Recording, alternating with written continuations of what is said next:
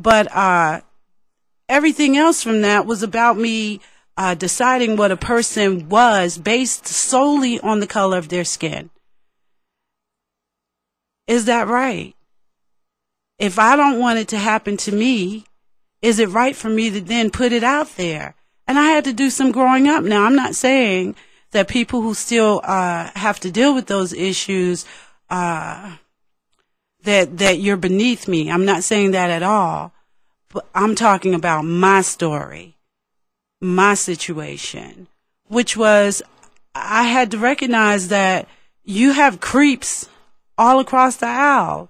But there is that thing that we also have to acknowledge, that for a lot of black people, color was an issue. And so when an African American person, and this is my opinion, say that, I see color. I used to say this, and I still feel this way. When someone tells me they don't see color, it's kind of offensive because I know I'm not invisible. Now, if you refuse to engage in conversation with me, or if you refuse to accept me, as your equal, based on the color of my skin, then you got issues. But I want you to see that I am a beautiful African American woman, and there's nothing wrong with that. And I have beautiful white girlfriends. I have beautiful Hispanic girlfriends. Same thing with guys. I mean, I see people, but I definitely see their race. I just don't let that keep me from engaging with them.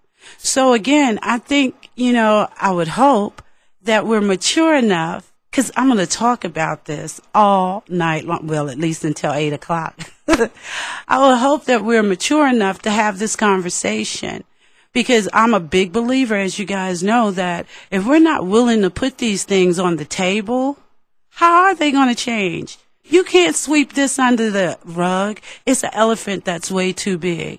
You can't sweep all of the negativity and the history that African American people have suffered in this country. We can pretend like it didn't happen, and we also can't forget that there were a lot of white people too that died during the civil rights movement. There were a lot of Jewish people that died during the civil rights movement. So you can't just, sweep all that away and then pretend like now everything is fine.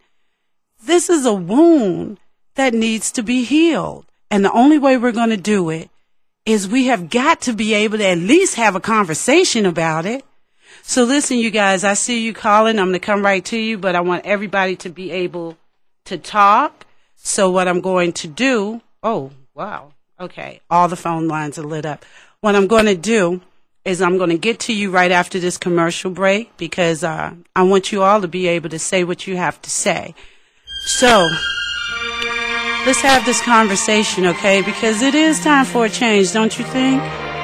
You're listening to Evolve on WOIC 1230 AM.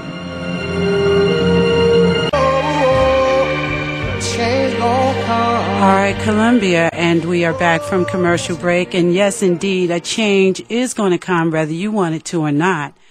But I do think that it's time for us to hold an adult conversation about race. It's nothing wrong with that. The only way that we are going to be able to heal from it is to be strong enough to have the conversation. Don't be afraid to do it. So I'm going straight to the phone lines. Okay, caller, you're on the air. Good evening. Good evening. Mr. Zima. Hi, how are you? Fine, and yourself? I'm doing great. Good.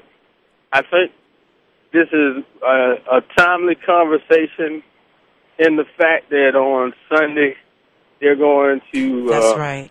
dedicate or unveil the memorial of Dr. King, who gave his all in order to have people, have his sons and daughters, was so eloquent, he said, not be judged by the color of their skin, but by the content of their character. Right. And I would say I'm a product of the last of the baby boomer era. Okay. And in South Carolina, I experienced the moving from all black elementary and high school and integrating to a multicultural school or whatever. And so, having, done that, I said friends, just of, I would say both persuasions, but mostly in the neighborhood. I, stayed among persons that look like me because they go to church, and the church is mostly of one denomination, or one right. color. Right. So, So are you colorblind or not?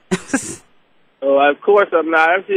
And I would say one thing when I said my family, I was not so much middle class, but it was a working class. My dad had like 3 different jobs in order to make one job to make, ends meet. And on some of those jobs, when they got bigger, I went on those jobs and clean and all this other kind of stuff. Okay, hon, but I'm not trying to cut you off, but I got all these lines lit up. So don't be rambling on your show, right? I love you. I got you, Tazini. I'm gonna have to come there and be co-host so you can dump me that way. So, so you're not colorblind. Oh no, I'm not John P. Key by no stretch of the matter. I see color. But most of my friends still yet. Most of my close personal friends are African American. I'm not ashamed or apologetic about it. My dad one time said, he thought I was scared of the other folks because, when they first put us in the school, he said, how many of us and how many of them? And I said, what you mean? How many boys, how many girls? He said, no, how many? Right. The other persuasions. So, but right. Well, listen, I got to get to these other calls, but thank you for calling in and sharing with us too. All right, my best host of most. Sorry. You know that you the all queen of media. Well, yeah. Okay. Somebody else is all queen of media. You wear the crown for me. Oh well, thank you so much, David. All right then. Bye bye. All right. Okay. Okay, caller, you on the air. Hi, Tazima. Hi. What a wonderful subject. I've always been quite perplexed when somebody says that they don't see color. Right. I do see color, but that's not what makes me decide how I'm going to deal with a person. Right.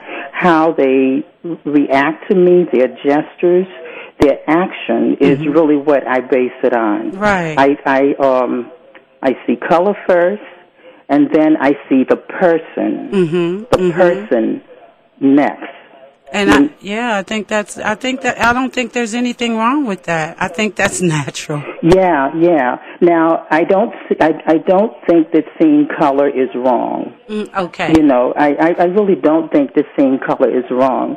When I think of African Americans, I think how we see color, when those of us who do see color, is based on our experience and history. Right. And I don't really think that a person of another race can understand what it is that makes us see color because they haven't walked in our shoes. All right. Well, thank you so much for calling in. I really appreciate it. Thank you. All right. Bye-bye. Bye-bye. Okay, so I'm going to put you on hold. Okay. All right, caller, you on the air. I was holding before, but I dropped the phone in the pool. And then I have to run and get another phone. Oh, goodness. Very complicated. Yeah, very complicated. Okay, so your thing tonight is color blindness? Yes, the question is, are you colorblind or aren't you colorblind? And do you think that either is wrong? No, I think it would be great if everyone was colorblind. Okay. Not to be able to not distinguish red from green. I mean, not to be able to. But you're talking about in terms of race. Hello? I think your phone just went in the pool again. Oh. No, I'm here. Okay, say that again. No, I mean, you know what? I'm a product of the 60s, and that was a generation that didn't know that sun rays were bad for you. So all my friends strived in the summer to get as dark as we could be. I mean, when you think about it, seriously, when you think about it, you're talking about, with race and religion, it's absurd. I mean, you're talking about skin color. I was at the bank today, and I saw their brochure, and it was a black husband and wife. That's what they pictured. It could have been a husband and wife. And the husband was black, and he was very dark, and the wife was black, and she was much lighter. And I looked at that picture, and I thought, okay, they're colorblind. I mean, theoretically, the they two are. people in the picture? Yeah, the people in the picture. Well, they might be colorblind within the African American race, but okay, they know they black. To me, honestly, it's as superficial as that. But to me personally, it's as superficial as that. Right. I mean, it's crazy. It's crazy when you think about the caste system in India. You know, any caste system, anything that puts a person down because they are different in a conceived negative fashion, which would be skin color, and it's always been that way. Except, why is it that everybody wants to have a great tan in the summer?